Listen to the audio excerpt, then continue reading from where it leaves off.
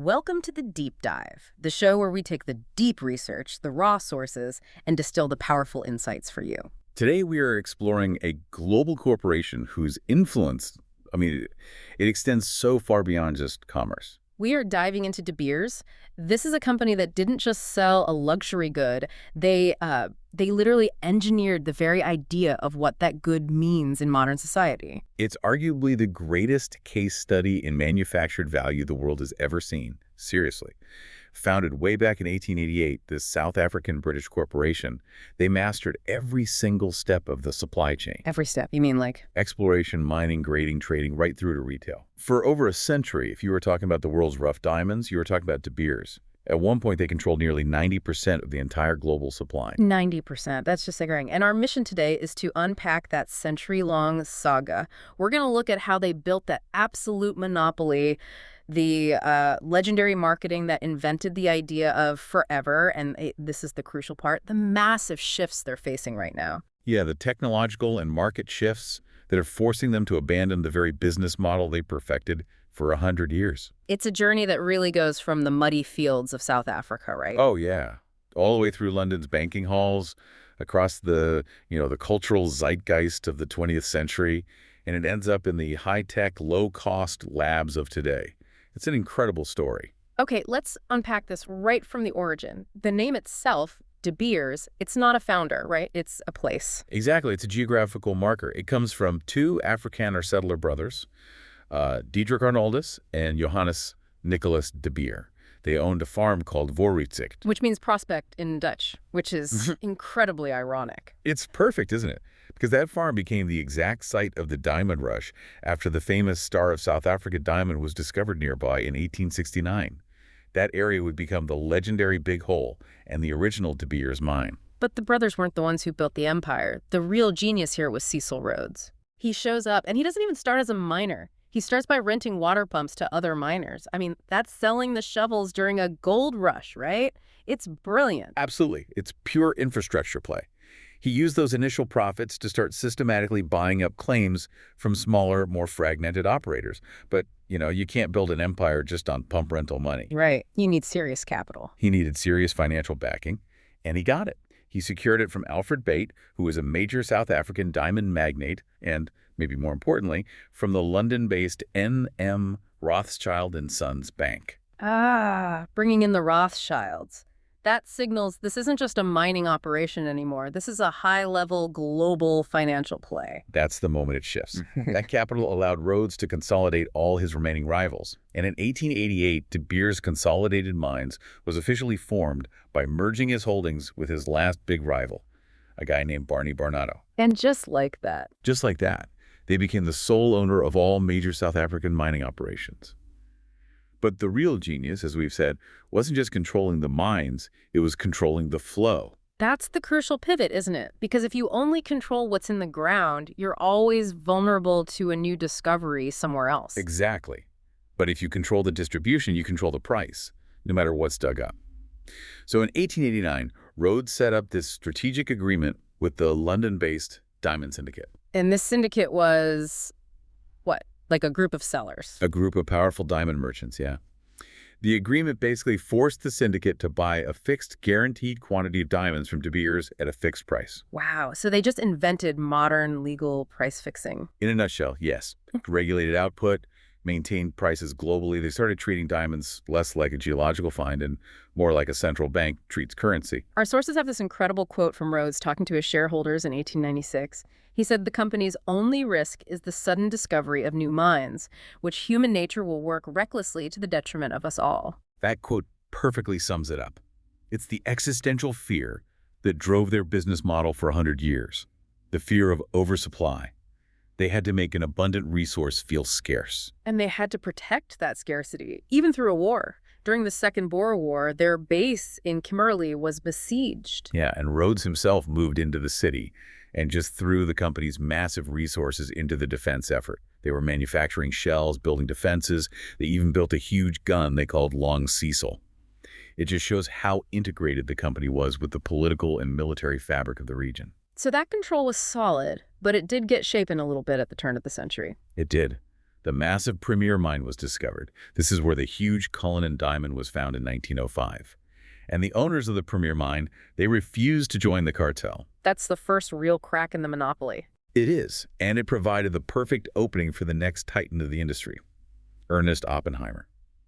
He'd founded Anglo-American and saw that independent mine as an existential threat, so he got a foothold on the board, eventually took over as chairman in 1929, and then dedicated the rest of his career to reconsolidating that global stranglehold. And Oppenheimer's core principle was even more explicit than Rhodes's, wasn't it? Oh, absolutely. He stated it very clearly. He said, "Common sense tells us that the only way to increase the value of diamonds is to make them scarce. That is to reduce production." No ambiguity there. And the tactics he used to enforce this, they're famously known as the Iron Fist. So how did they actually crush independent producers who refused to, play ball? It was basically financial and psychological warfare. If a new independent mine opened up somewhere in the world, De Beers wouldn't just ignore it. They would go into their massive stockpile and flood the market with diamonds that were identical to that new producer's specific product. So targeted dumping, you're not just lowering prices generally, you're destroying your competitor's specific market. Precisely. It would depress the price of that type of stone, making it financially impossible for the independent miner to turn a profit. They weaponized their own stockpile. And at the same time, they were acting as the buyer of last resort for the whole market. Yes, continuously. They'd purchase and stockpile any surplus diamonds to limit supply.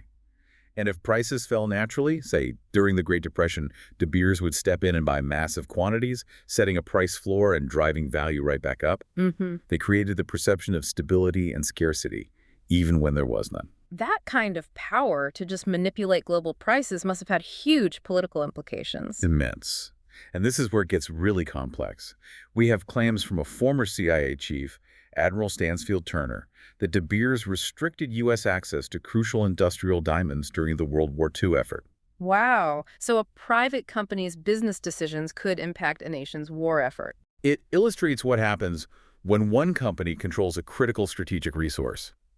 And on the domestic front, in South Africa, while Harry Oppenheimer, who took over later, was a vocal opponent of apartheid, the company still faced, enormous moral criticism for profiting so much during that era. The economic footprint must have been staggering. By 1973, Anglo-American and De Beers combined accounted for 10% of South Africa's entire gross national product. 10%. That's not just a big company. That's a structural component of the national economy. It gives you a sense of the scale of the Oppenheimer dynasty's power. And that dynasty, which ran the diamond world for 80 years, it finally ended in 2011. Right. That's when Anglo-American bought the family's 40% stake for something like $5 billion. US $5.1 billion, yeah. And that ended 80 years of family control. It also happened right as their supply monopoly was really weakening. By 2019, their control of rough diamonds had fallen from that peak of 90% all the way down to under 30%. So the cartel was cracking. But the idea of the diamond, the emotional product, was stronger than ever. Exactly. And that brings us to the next, and you could argue, more enduring source of their power, the marketing masterstroke. If they couldn't control the supply forever, they had to control the demand forever. This is the illusion they perfected. Because historically, diamonds were just one type of gemstone among many. They weren't automatically associated with marriage or romance until De Beers decided they should be. It all came down to 4 words. Coined in 1947 by a copywriter named Francis Jarity. A diamond is forever. Such a simple phrase, but Advertising Age named it the best slogan of the entire 20th century. It's an incredible piece of cultural engineering. It linked the physical durability of the stone, the fact that it's hard to, the abstract, eternal nature of love and commitment. It instantly created a required cultural ritual. An engagement ring must have a diamond. That idea didn't really exist before this campaign. Not on a mass scale, no. It was so successful, it permeated pop culture. It even inspired the James Bond title, Diamonds Are Forever. But De Beers didn't stop there. They had to keep people buying beyond just the engagement. Right. They had to expand the market. This is where they started assigning new emotional meaning to different products. They introduced the eternity ring as a symbol of, continuing affection. The trilogy ring for the past, present, and future. And my favorite, the right-hand ring, which was designed specifically to be bought by women for themselves as a symbol of independence.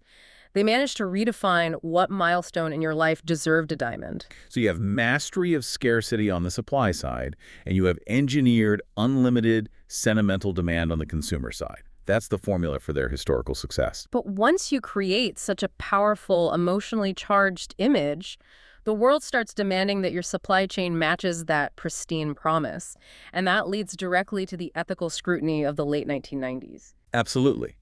The campaigns around blood diamonds, diamonds being used to fund brutal conflicts, put immense pressure on De Beers, especially after UN investigations directly linked rough diamonds to arms trading. So what was their response? It must have been a huge threat to the brand. A massive threat. Their response was structural. In 2000, De Beers announced they would stop all outside buying of diamonds. They would only sell stones from their own mines or approve joint ventures to guarantee a conflict-free status. So they closed the loop on their supply chain. They had to. That pressure ultimately led to the creation of the International Kimberley Process Certification Scheme, the KPCS, in 2002. It was driven by governments, industry with De Beers playing a lead role in civil society. And today, De Beers states that 100% of its diamonds are conflict-free. And now they're using technology to prove it right. I read about their blockchain platform. Yes, Tree-Comper. They started piloting it in 2018, tracking high-value diamonds, and launched it fully in 2019. The whole idea is to trace every single stone from the moment it leaves the mine till it reaches the retail counter. Traceability has become a core part of the business. So the modern De Beers, it's a different beast. It operates through these big 50-50 joint ventures with governments. It has to. It's a shift from pure control to essential partnership. You have Debswana with the government of Botswana operating these massive mines like Shirwaneng. In Namibia, they have Namdeb Holdings, which is doing advanced offshore mining. Wait, offshore mining? They're literally dredging them from the ocean floor. With enormous, highly advanced vessels, yes. It's an incredible operation. But this shift toward partnership and transparency, it doesn't just erase the past. No, of course not. They're still facing lingering legal and ethical issues. For sure. In 2004, they pled guilty and paid a $10 million fine to the U.S. Department of Justice for colluding with General Electric to fix industrial diamond prices. And then there was that huge class action settlement a few years later. In 2008, yes. Nearly $300 million over other price-fixing accusations. And we have to mention the ongoing controversy surrounding the relocation of the indigenous San people, the Bushman tribe, in Botswana, which started back in the 80s after diamond discoveries. It's a complex, decades-long dispute. It really shows that when you have that much global power, the consequences of your actions are permanent and far-reaching. But the biggest threat to De Beers today isn't political or ethical. It's purely technological. It's the rise of the lab-grown diamond. And this just fundamentally rewrites their entire century-old playbook of scarcity. Completely. Look at the numbers from our sources. In 2025, De Beers was sitting on an estimated $2 billion of unsold mined diamonds. A shocking stockpile. They blamed a sharp decline in demand. A decline directly caused by competition from lab-growns. Wait, $2 billion of diamonds just sitting there? That sounds like a panic situation for a company that built its empire on controlling stockpiles. It means their core mechanism is failing. Stockpiling to maintain scarcity doesn't work if the market just moves to a cheaper identical product. And their initial reaction to this was strange, wasn't it? It was very counterintuitive. In May 2018, they introduced their own synthetic diamond brand called Lightbox. They tried to sort of compartmentalize the threat. They sold these lab-grown stones at a huge discount, around $800 for a full carat stone. Which was about a tenth of the price of a similar mined diamond at the time. They were trying to position lab-growns as cheap, disposable fashion jewelry, not the forever diamond. Exactly. They even built a nearly $100 million factory in Oregon to churn out hundreds of thousands of carats a year. But the disruption was just far faster and more powerful than they anticipated. And the price collapse has been stunning. It's incredible. In 2018, the price difference between lab-grown and mined was only about 10%. By 2025, lab-grown diamonds were approximately 90% less expensive. 90%. The very company that built its fortune on engineered scarcity just could not compete with infinite cheap production. That technological inevitability forced a retreat. In May 2025, De Beers announced they were discontinuing the Lightbox brand entirely. They basically admitted they couldn't compete with the rapidly falling prices from other lab-grown producers. And then came the final signal that the age of the De Beers cartel is definitively over. Yes. In May 2024, Anglo American, which owns 85% of De Beers, announced its intention to spin off or sell the Diamond Company. It's the final surrender of that old control structure. It's a remarkable historical arc, from an absolute monopoly built on fear supply to a modern company grappling with partnerships and ethics, and ultimately losing a battle against a technology that creates the exact same chemical product for a fraction of the cost. So what does this all mean for you, the listener? Well, the core principle that defined De Beers' success making diamonds scarce to increase their value, and then marketing that scarcity as forever, is being fundamentally undermined by technology. That century-old economic structure is collapsing. We are being forced to redefine what rare even means. If the physical product is identical, where does the value come from? Which leaves us with this final provocative thought for you to consider. Given this incredible history of manufactured scarcity and the current market reality where a lab-grown diamond is chemically identical but 90% cheaper, what enduring value truly remains in a mined diamond? Is it the carbon structure? Is it the origin story from deep within the earth? Or is it just the lingering power of a 77-year-old marketing slogan? Something to ponder the next time you see a jewelry commercial. Thanks for joining us on the Deep Dive. We'll see you next time.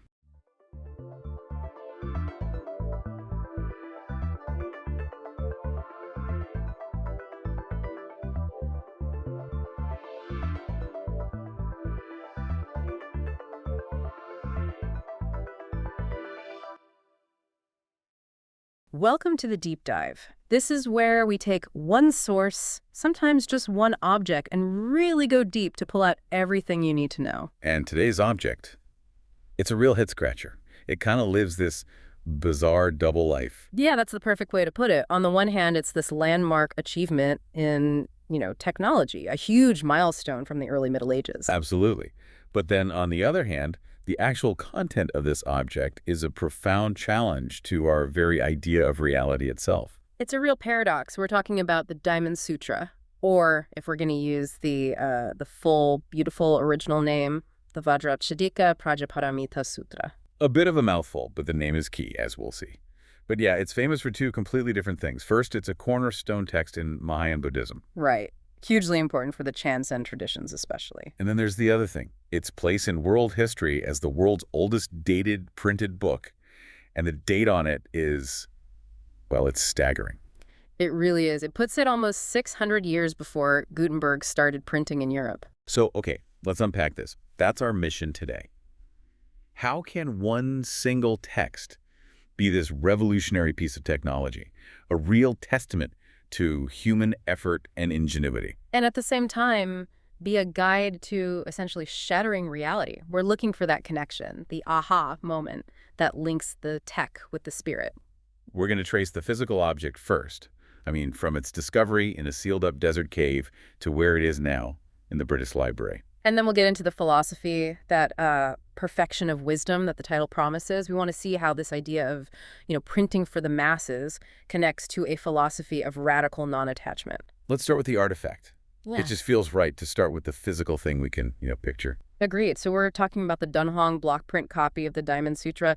When people talk about the beginning of mass communication of printing, this scroll is ground zero. And we have to be really precise here because it's the oldest dated printed book that we know of. Right. That word dated is so important. It is. There are other little bits and pieces of printing from earlier, single sheet charms, seals, things like that, but nothing on this scale with this kind of complexity. And crucially, nothing that says, I was made on this exact day. Exactly. And that date is May 11th, 868 CE. Just let that sink in. 868. This is during the Tang Dynasty in China, a real golden age of culture and innovation. And to give you some context, that's a time when, in Europe, the Vikings were still raiding all over the place. We're decades away from a lot of major shifts there. And in China, they had already mastered mass-producing books. The story of how it was found is almost as incredible as the object itself. Oh, it's pure adventure movie stuff. It was part of this huge collection of manuscripts found in the Mogao Caves. They're also called the Caves of the Thousand Buddhas near Dunhuang in northwest China. A major stop on the old Silk Road, right? A huge one. And one of these caves, Cave 17, which got nicknamed the Library Cave, was just full of stuff. And it had been walled up probably in the early 11th century. To protect it, presumably. Most likely. To protect the text from invaders or just, the chaos of the times. And it sat there, sealed, for about 900 years. Wow. An untouched time capsule. And then, in 1900, a Taoist monk named Wang Yuanlu, who had sort of appointed himself as the guardian of these caves. He was trying to restore them? Yeah, he was. And he just stumbles upon the sealed doorway. He breaks through and finds this unbelievable treasure trove. It was a complete accident. And that's where the international part of the story begins. A few years later, in 1907, the archaeologist Aurel Stein shows up. Sir Mark Aurel Stein, a legendary and somewhat controversial figure. He heard about the discovery, traveled there, and managed to persuade Wang Yuanlu to sell him a huge number of manuscripts. Including the Diamond Sutra. Included the Diamond Sutra. Wang needed money for his restoration work, and Stein, well, he knew exactly what he was looking at. The acquisition is still debated, but it's why the scroll ended up in the British Library and became known to the world. So let's talk about the object itself. What does it look like? Well, it's not a book in the way we think of one. It's a scroll, a very long one, about 5 meters or 16 feet all told. And it's made of several sheets of paper pasted together. Exactly, 7 sheets, pasted end to end. And the printing technology itself, woodblock printing. It's just so sophisticated for the 9th century. So walk us through that. How did they actually do it? It's not just like a big rubber stamp. Not at all. It's an incredible craft. First, you'd have to have a calligrapher write out the text perfectly on very thin paper. Okay. Then you'd paste that paper face down onto a block of wood, a nice smooth piece of pear wood maybe. So now the text is on the wood, but it's in reverse. So it's a mirror image. Right. And then the really hard part starts. The carver has to cut away all the wood that isn't part of the characters, every little bit of negative space. Leaving the characters raised up from the surface. Oh, precisely. And you can imagine, with complex Chinese characters, one slip of the knife and you've ruined the whole block. The frontispiece, the illustration at the beginning, is even more detailed. And then you ink that block and press the paper onto it. And you do that for every single sheet, ensuring the pressure is even, the ink is consistent. The quality on the 868 scroll is just stunningly high. They really had this process down to a science. All of which, all that labor and material and skill makes the little note at the end of the scroll, the colophon, even more mind-blowing. This is the real hook for me. It's the message from the guy who commissioned it. It reads, "Reverently made for universal free distribution by Wang Ji on behalf of his 2 parents." And then it gives the date, May 11th, 868. Universal free distribution. That phrase is it stops you in your tracks. We think of public domain and open access as these really modern ideas. And here it is, explicitly stated on the oldest dated printed book in the world. It creates this incredible tension, right? The printing process was expensive. This wasn't a cheap hobby. No, it required a lot of capital, skilled labor. And yet, the person paying for it all, this Wang Ji, he's not looking for profit. He's not trying to sell it to the wealthy. He's doing it for his parents, for their spiritual merit. It's all about accruing merit. Within Buddhism at that time, helping to spread the Dharma, the teachings, was one of the best things you could possibly do. So the technology, this amazing complex printing technology, was just a means to a devotional end. So the idea of giving the wisdom away for free isn't just a nice little add-on. Not at all. It's completely tied into the philosophy of the text itself, which is all about letting go of attachment, especially attachment to material things. Okay, that feels like the perfect bridge. We've got the physical scroll, this amazing artifact. Now let's dive into the words on it. The full title again, Vajrakadika Prajaparamita Sutra. Right, and that title is basically the whole thesis. It translates roughly as the Vajracutter Perfection of Wisdom Sutra. Or the Perfection of Wisdom text that cuts like a thunderbolt, which is just an incredible title. It really is. We shorten it to Diamond Sutra in English, but that central metaphor, the Vajra, is everything. So what is a Vajra? It has a kind of double meaning, doesn't it? It does. It can mean diamond, the hardest substance known, something that can cut through anything. But it can also mean thunderbolt, this irresistible, instantaneous flash of power from the heavens. So the wisdom in this book is supposed to be, what? Both indestructible and incredibly fast and powerful. Exactly. The idea is that our normal way of seeing the world, our ignorance, is like this thick, tangled mess of wrong ideas. The idea that I am a solid, permanent thing, that this table is a solid, permanent thing. And the Vajra wisdom doesn't just chip away at that. No, it cuts straight through it, It shatters the illusion in a single brilliant flash. It's a very radical, very uncompromising kind of wisdom. It doesn't let you hold on to any concepts, not even holy ones. When was the original text actually written? Before this Chinese copy, obviously. The Sanskrit original is a bit hard to pin down. Scholars place it somewhere between the 2nd and 5th century CE, but we know that by the 4th or 5th century, it was already hugely influential. So it spread pretty fast. Incredibly fast. I mean, you have major philosophical figures like Asanga and Vasubandhu writing commentaries on it very early on. That tells you it was considered a major text right from the get-go. Which led to this, what the outline calls a translation race to get it into Chinese. Yeah, that's a good way to put it. This text was so important that people poured enormous resources into translating it. The first really successful one was by a translator named Kumarajiva in 401 CE. And his version is the one on our 868 scroll. It is. And his style is a huge reason for the sutra's popularity. He wasn't a strict literalist. He was more interested in capturing the meaning and making it flow beautifully in Chinese. Making it readable, accessible. And chantable. His version is poetic. It's easy to memorize and recite, which made it a huge hit with everyone, from monks to regular people. It was just more effective spiritually. But other people kept trying to translate it, even after that. Oh, yeah. The text was so revered that people thought, maybe we can get an even more accurate version. The famous pilgrim Xuanzang, who went to India and brought back original Sanskrit texts, he translated it twice. Trying for more precision. Total precision. Yeah. His approach was the opposite of Kumarajiva's. He was a scholar's scholar. But funny enough, his versions never really replaced Kumarajiva's in popular practice. They were seen as a bit too technical, maybe.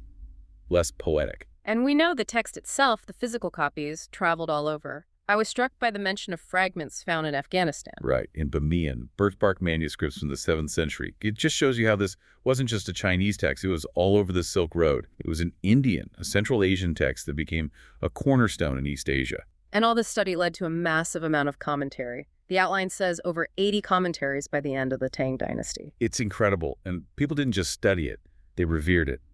The acts of copying the sutra by hand or reciting it out loud were believed to have almost magical powers. Which brings us back to Wang Ji, our printer.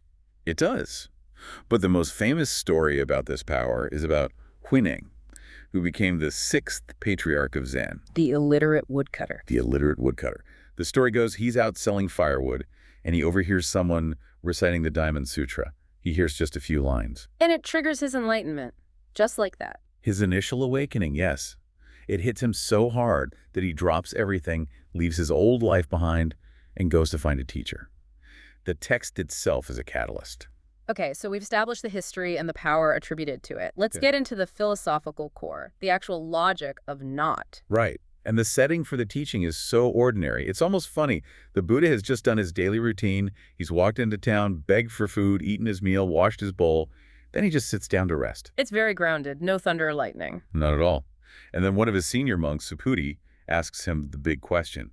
Basically, how should someone who wants to become enlightened live? How should they control their mind? The ultimate how-to question. It is. And the Buddha's answer spins around these core ideas of Anatman, not self, and the emptiness of everything. The word for emptiness, shunyata, isn't actually in the text, but the whole sutra is a demonstration of the concept. The goal being, as one scholar put it, to achieve a non-discriminatory basis for knowledge. What does that actually mean? It means learning to see the world without constantly chopping it up into separate, solid things. It's about getting past our habit of saying, this is me, that is you, this is a table, as if those are permanent, fixed realities. And it starts right away with a massive paradox. A huge one. The Buddha says a bodhisattva, an enlightened being, has to make a vow to save all living beings in the entire universe. Bring every last one of them to nirvana. A pretty big job. An infinite job. But then, in the very next breath, he says, and yet, when this is all done, no living being whatsoever has been brought to extinction. Okay, wait, that sounds like a contradiction. How can you save everyone and then say no one was saved? This is the absolute heart of the teaching. It's designed to stop your mind from clinging to concepts.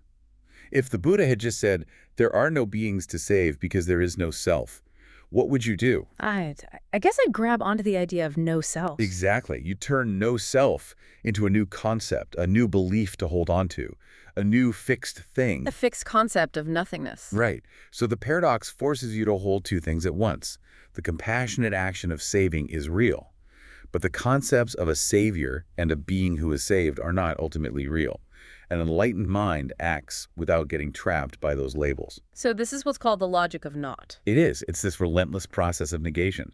The Sutra takes every important concept, dharmas, thoughts, even the idea of the Buddha himself, and dismantles it. Why? Is the point that language is the enemy? Language is the trap. It makes us think that because we have a word for something, the thing itself must be stable and real. If you think, I am enlightened, the text says you can't be. Because a real enlightened person wouldn't even have that thought. It would mean they were still seizing upon a self. The scholar David Kalipahana breaks this logic down into a three-step pattern, right? This seems really useful. It's the key to understanding how it's not just nihilism, not just saying nothing exists, it's a process. So walk us through the 3 steps. Step 1 is Initial affirmation. The Buddha brings up a concept as it's normally understood. For example, he'll say, all dharmas, which means all things, all phenomena. We hear that and think of them as a collection of real, solid things. okay. Then step 2 is the cut, the vajra. That's the critique. He Yeah. immediately follows up with, Supusi, all of them are dharmaless. He negates the substance. He's saying they have no inherent, fixed, independent existence. They aren't solid things in the way we think they are. But then why still call them dharmas at all? That's the brilliant third step, the reconstruction. He concludes, that is why they're called all dharmas. So you're saying we can still use the word, but we have to know it's just a convention, a useful label for something that's actually fluid and empty of substance. That's it exactly. Here's where it gets really interesting. You don't have to stop talking or stop living in the world. You just have to stop being fooled by the labels. The mind becomes free from thinking that things are solid and permanent. Give me another example. Sure. The text says, those so-called streams of thought, Subhuti, have been preached by the Tathagata as streamless. That's the critique. That is why they are called streams of thought. That's the reconstruction. So my thoughts aren't a real solid stream, but it's okay to use the phrase stream of thought to communicate. You've got it. The ultimate freedom is realizing the word itself isn't the thing. And you can see how this loops all the way back to Wang Ji printing the book. He undertakes this incredibly material, fixed, difficult task. But does it for universal free distribution, an act of complete non-attachment to the material reward. He's using a fixed object to spread a teaching about the illusion of fixity. It's perfect. So if everything is empty and illusory, what has real value? This leads to the idea of incalculable merit. Right. The text comes back to this again and again. The Buddha sets up this comparison. Imagine you took all the jewels in the universe, gold, silver, diamonds, and you filled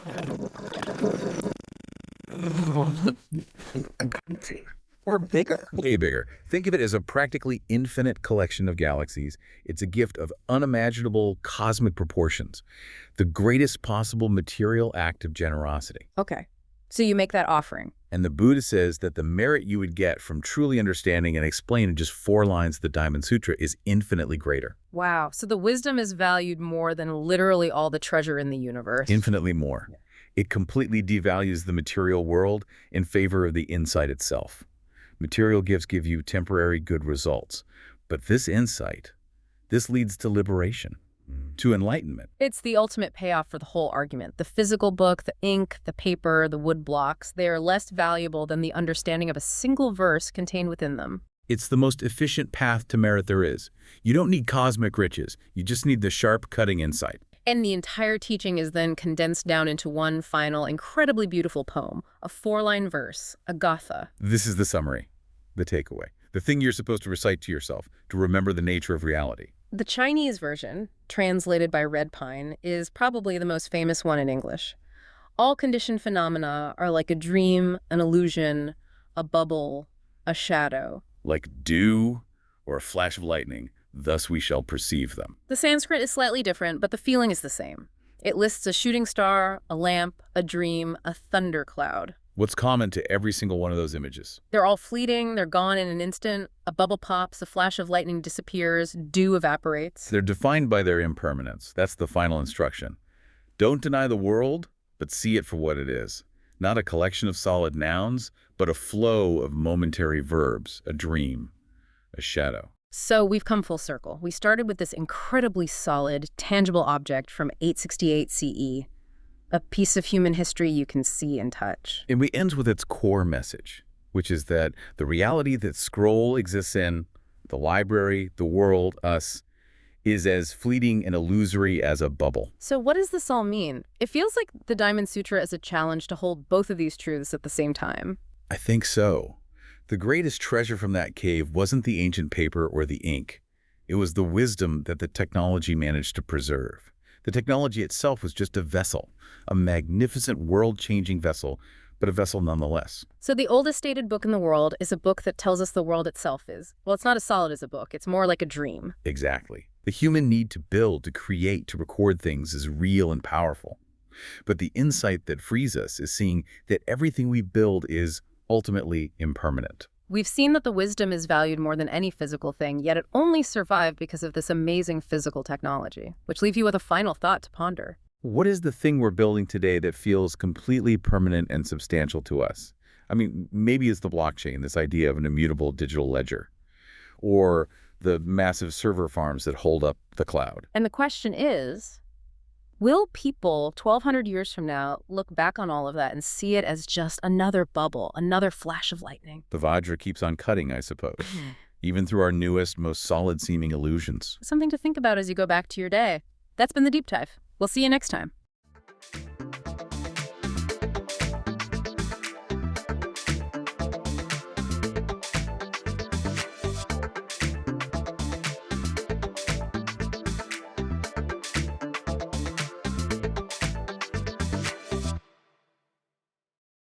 Okay, let's unpack this. We are taking a deep dive into humanity's most complex, most persistent accomplishment outside of Earth's atmosphere, the space station. I mean, these are so much more than just orbital laboratories. They're the true enduring outposts on the orbital frontier. They really define what it means for humans to live permanently off-world. Precisely. And when we talk about a space station, we're defining it as a habitable artificial satellite. Basically, a spacecraft designed specifically to remain in orbit and host humans for extended, sometimes indefinite periods. And the purpose for them is just, it's changed so much over the decade. Oh, absolutely. They've served as research facilities, and they once functioned as military observation posts, and now increasingly they're acting as commercial enterprises. What's truly remarkable to me is not just what they are, but for how long they've been continuously occupied. Right. If you look back, space stations have hosted the only continuous human presence in space since 1987. That's when the Soviets transitioned from the Salyut series to the game-changing Mir. And it gets even more stunning. We've maintained uninterrupted human occupation in orbit since the very first resident crew arrived at the International Space Station, the ISS, back in November of 2000. Wow. Think about that. Over 2 decades of constant orbital residency, 24 hours a day, 7 days a week, just a few hundred miles above our heads. It's an unprecedented commitment. It truly is. And the current state of affairs, it just shows how much this tech has matured. We're not just talking about one station anymore. Not at all. Right now, as we speak, there are 2 fully operational and continuously occupied stations up there. You have the massive international cooperative that is the ISS. And you have China's growing independent Tiangong space station, which has been consistently crewed since mid-2022. That dual presence really says something, doesn't it? It really emphasizes the proliferation of this capability, and we just keep setting new records for sheer density in orbit. The current record for the most people on space stations at the same time is a staggering 17 individuals. 17 people. 17. That was 11 on the ISS and 6 on the TSS. First reached on May 30th, 2023. 17 people at once. That's like a small village, or at least a very, very packed lab complex, all living and working up there. I mean, doesn't that raise huge new logistical challenges? It absolutely does, and it speaks volumes about the maturity of the technology and also the coordination needed. But focusing on the engineering, that scale is only possible because of their architecture. They're modular. Inherently modular, they rely so heavily on these strategically placed docking ports. And those ports are the essential connectors, right? They let new modules attach, but most critically, they're for the crew, for supplies. Exactly. It means these stations are always works in progress, always capable of being upgraded, and while they stay in their orbit, they don't just sit still. Right, because of that faint drag from the upper atmosphere. That's it. It's incredibly tenuous, but it constantly pulls them down. We call it orbital decay. Orbital decay, and it sounds so dramatic, Yeah. but it's more of a constant, subtle friction. It is. It's basically friction from atmospheric molecules hitting the station's huge structure. And over time, that friction makes the station lose velocity and slowly spiral inward toward Earth. So how do they fight it? To counteract that, the stations have dedicated thrusters just for station keeping. These are just minor, precise adjustments to maintain altitude. But that consumption of fuel is constant. Which is why those resupply missions are mandatory. Mandatory. If you stop doing station keeping, you lose the station. That's actually what happened to Salyut 1. So we have to start at the beginning, long before any of this was real. The idea of an orbital habitat is surprisingly old. It is. The very first concept appeared in fiction. We trace it back to Edward Everett Hale's serial from 1868 called The Brick Moon. The brick moon, I love that. It was imagined as this 61-meter sphere of bricks, meant to be a navigational beacon, but it was accidentally launched into orbit with people still inside. The first fictional artificial satellite. But the science-based ideas came a lot later. We're talking Tsiolkovsky and Hermann Oberth in the early 20th century. They shifted it from fantasy to physics. They did. But then Pudishnik took those physics concepts and gave us the first real blueprint. Okay, here's where it gets really interesting, because this idea still drives our planning for deep space today. Hermann Pudishnik. In 1929, he published The Problem of Space Travel. And in it, he didn't just describe a structure, he designed the iconic rotating wheel space station. It was the first proposal to use rotation specifically to generate artificial gravity. And Pudishnik's insight was just profound. He understood that true long-duration habitation couldn't happen in zero-G without catastrophic health consequences. So artificial gravity was the solution. It would solve the immense biological challenges. And this specific rotating design, it became iconic. Wernher von Braun referenced it in 1951. But despite being recognized as necessary, the engineering challenge was just too immense. No one even started building one in the 20th century. So we're still fighting Pudishnik's 1929 problem today. They really are. So before we could build anything, we first had to master the orbital dance, the rendezvous and docking. Yes, and the Gemini program was really the dress rehearsal for that. It achieved the first space rendezvous with Gemini 6 and 7 in 1965. Proving you could meet another object in space. Exactly. Then Neil Armstrong performed the first ever space docking with an unmanned Agena vehicle on Gemini 8 in 1966. These were just crucial steps. And the Soviets were innovating at the same time. They were. In 1967, they achieved the first automatic docking with Cosmos 186 and 188. Then came a really critical step. Soyuz 4 and 5 in 1969 performed the first docked crew transfer. But they had to do a spacewalk to get from one craft to the other, right? They did. Huh. It demonstrated you could exchange personnel, but it was risky. Apollo 9 followed soon after with the first internal transfer between two docked ships. Much safer, much faster. And all of that laid the foundation for the first generation of stations, the monolithic era. A time defined by speed and single launch structures. The Soviet Union launched the world's first space station, Salyut 1, in 1971. A true triumph of engineering. But that triumph was quickly overshadowed by tragedy. Unfortunately, yes. The first crew from Soyuz 11 spent 23 days aboard, setting new duration records. But during re-entry, a pressure equalization valve malfunctioned, and the crew perished. It cast such a long shadow. It did. It highlighted the extreme dangers of this early technology. So Soyuz 1 and its American counterpart, Skylab, they really define this monolithic design philosophy. Absolutely. Monolithic stations were built and launched in a single, fully assembled piece.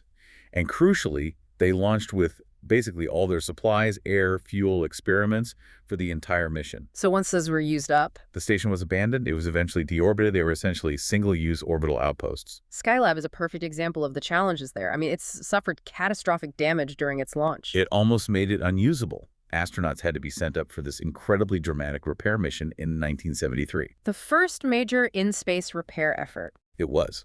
They had to deploy a temporary sunshade to replace lost thermal shielding and free a stuck solar array. The fact that the entire mission hinged on that kind of complex manual repair just underscored the weakness of the monolithic design. If something critical broke or ran out, you couldn't easily fix it. Exactly. Right. The station's life was just rigidly predetermined by that single launch. I find the dual nature of those early Soviet efforts fascinating. They were all called Salyut, but they weren't all scientific. They weren't. The Soviet efforts strategically included both civilian research stations, like Salyut 1 and 4, and highly classified military ones. The Almaz program. Yes, the Almaz program. But they were launched under the Salyut name for political cover.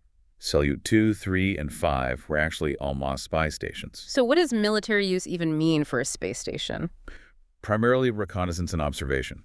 Almaz stations had high-resolution cameras, basically huge telescopes, and in some cases even defensive weaponry. Salyut 5, which orbited from 76 to 77, holds the distinction as the last confirmed crewed military-use space station.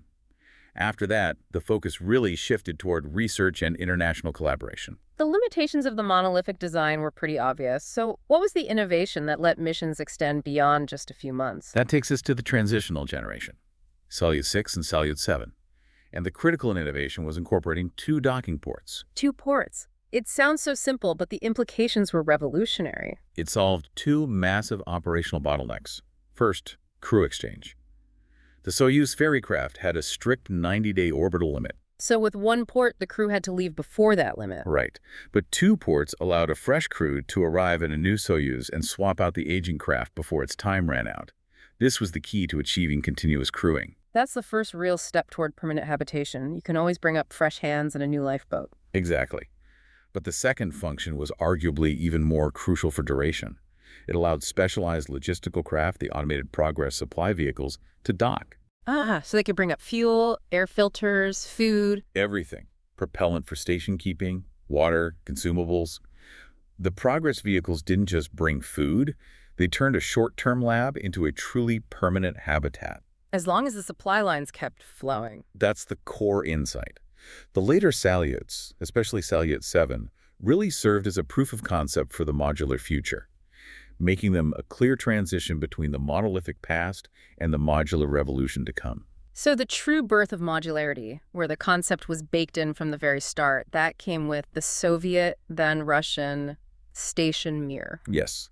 Launched in 1986, it marked a fundamental shift in design philosophy that's still the global standard today. And Mir launched as just a small core unit, right? Essentially a technological backbone. That's it. And then over the next decade, they added specialized pieces for everything from material science to astrophysics, that is modular design in orbit. You launch a manageable core, and then you add modules piece by piece. Which has massive advantages. Operationally, you get more flexibility. If one module has a problem, you can often isolate it. But economically, the advantage seems profound. You don't need a single, monstrously powerful rocket to throw everything up at once. Exactly.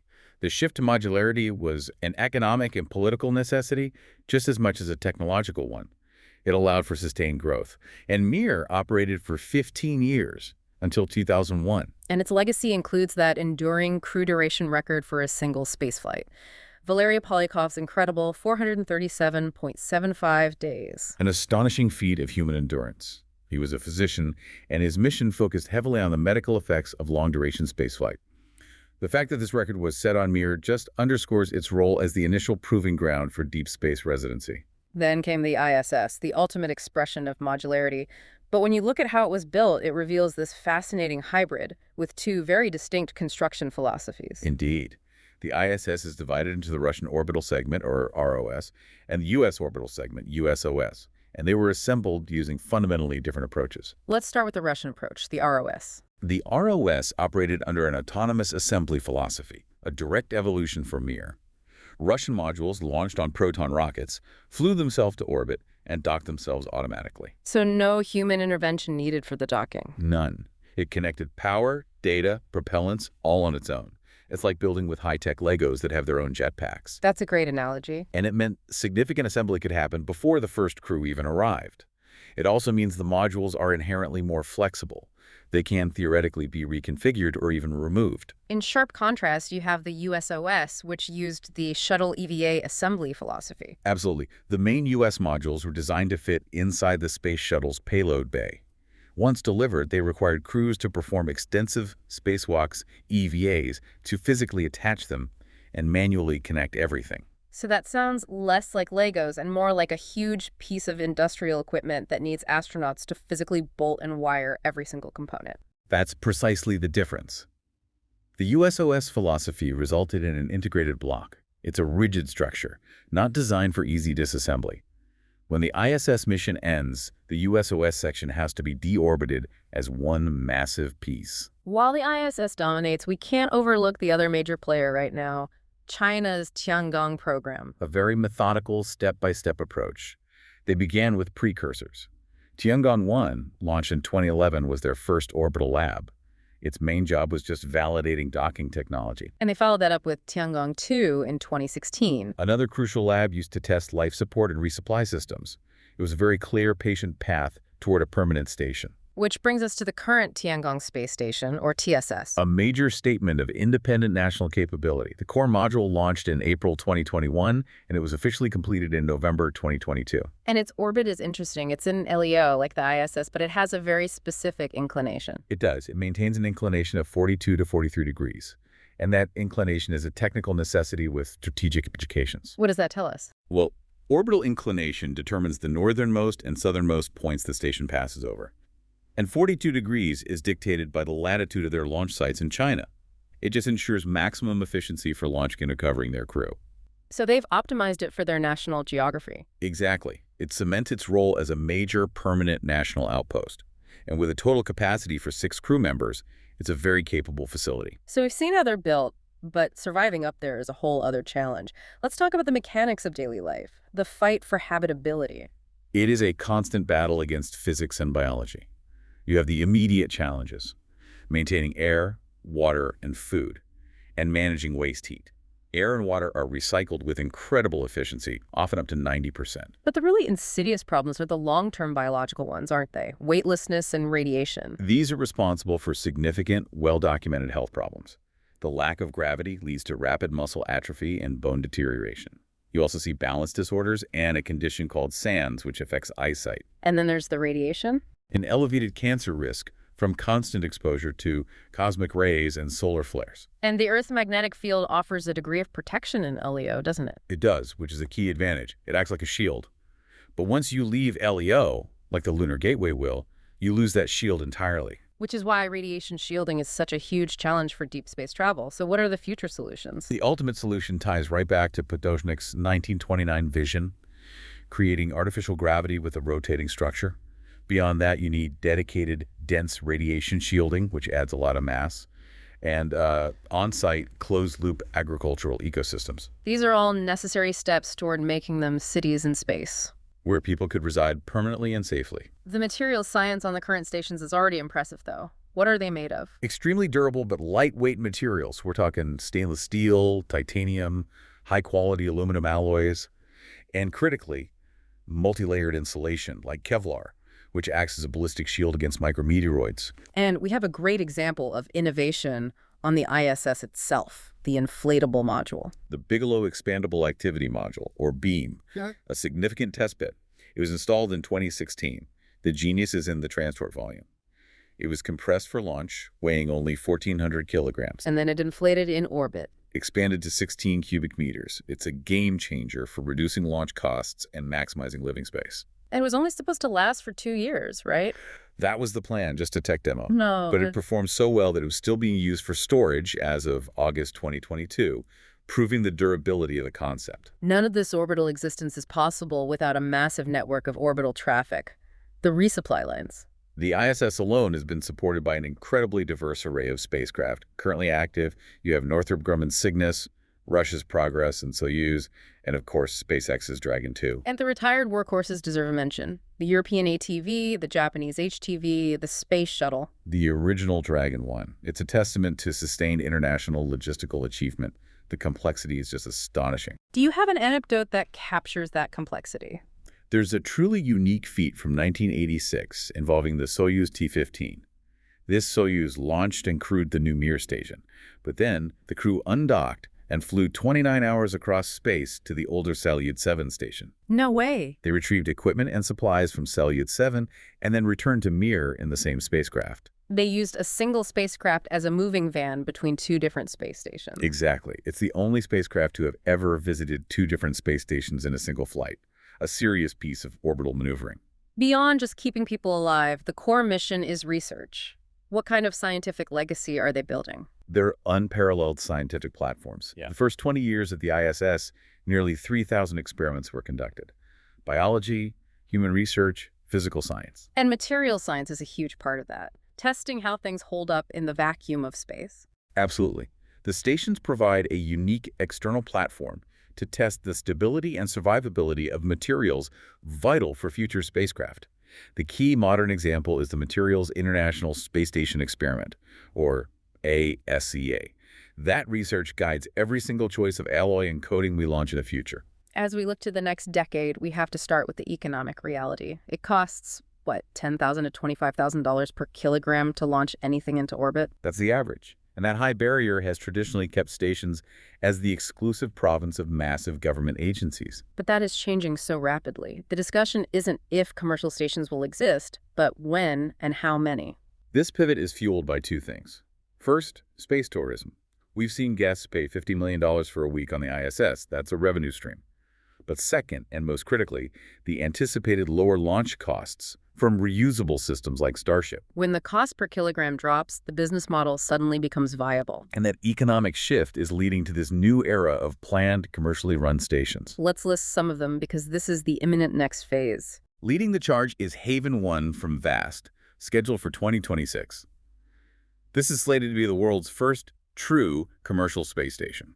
Following quickly after that, also in 2026, we have the Life Pathfinder from Sierra Space. A precursor to their larger concepts, featuring a massive inflatable module with 285 cubic meters of space. Then there's StarMax from Gravitics, promising up to 400 cubic meters in a single module. To put that in perspective, that's nearly half the habitable volume of the entire ISS in one launch. And the ultimate sign of this transition is Axiom Station. Planned for 2027, it starts life docked to the ISS. Yes, it begins as the commercial segment. Then, when the ISS is retired, those modules will detach to become a completely free-flying commercial station. It's the ultimate handoff from government property to private operation. And we can't forget the behemoth, Orbital Reef. Developed by Blue Origin and Sierra Space, planned for 2027. This one is intended for 10 crew members with an enormous volume of 830 cubic meters, a major multi-purpose destination. So these are designed from the ground up to be profitable businesses. Not just scientific labs subsidized by taxpayers. Exactly. Yeah. And beyond the private sector, nations are making huge moves for a post-ISS world. Russia has announced its Russian Orbital Service Station, or ROSS, for around 2027. This will be their new independent outpost. Then there's the Lunar Gateway, which is a whole different kind of station. Yes. Planned for 2027, a joint project. And critically, it's not in low Earth orbit. It will be in a near rectilinear halo orbit around the moon.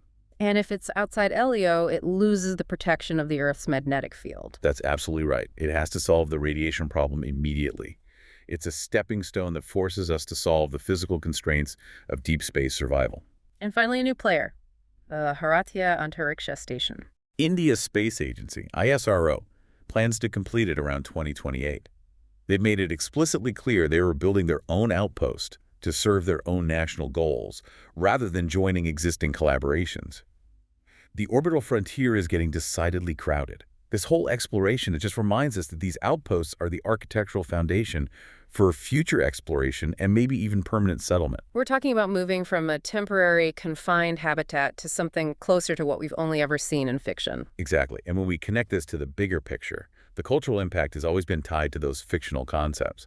O'Neill cylinders, the Stanford torus, these vast rotating habitats. The vision has always been permanent. And the current explosion of commercial and national plans suggests we are rapidly moving past the ISS era toward a diversified, robust orbital economy that might actually make those grand habitats possible. The constraints are loosening.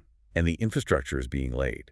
We're transitioning from the first hesitant footsteps of the 1970s into an established, multinational orbital civilization. So we have journeyed from the one-shot monolithic Salyuts and Skylab to the modular international labs of the ISS.